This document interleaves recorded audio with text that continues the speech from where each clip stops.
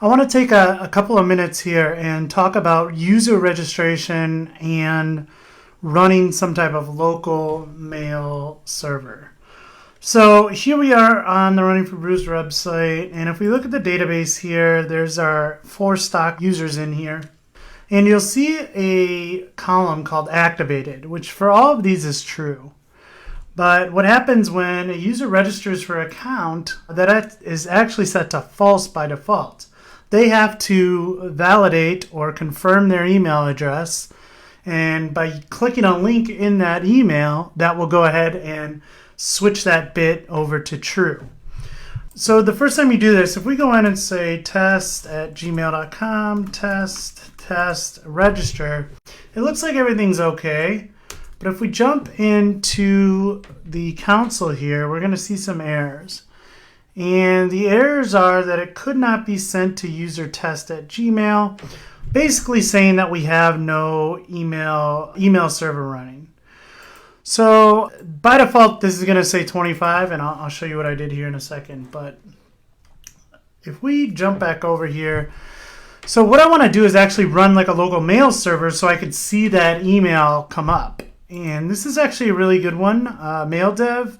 And this is the one I'm using. If you want, you can run this in Docker as well, but I just did an npm install for globally, and then all you do is run the mail dev command and it'll fire it up. The cool thing is there's a web interface here so you can see the actual emails. I know on Windows I've used this one, SMTP for dev, so if you're on Windows, maybe check that one out. So what I'm going to do now is go ahead and do a new registration.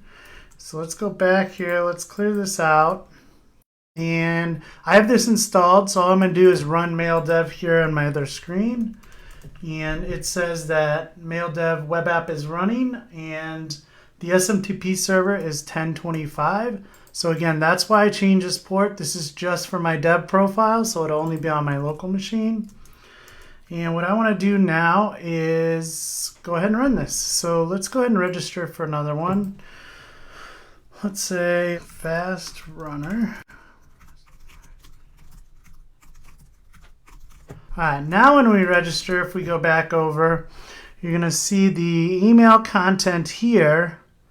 And I think this is send activation email to fastrunner@gmail.com, send email. And then here is the debug line that says, all right, that email actually went out. We had no problems doing so.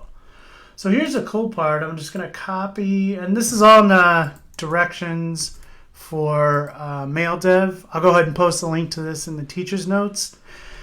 And so if we jump over here now and we come up here, now we have, you could see our RFB loyalty account activation. So here's our fast runner. And actually I do want to switch back to something here. Let's look at admin. And let's redo that. We're going to refresh the console here.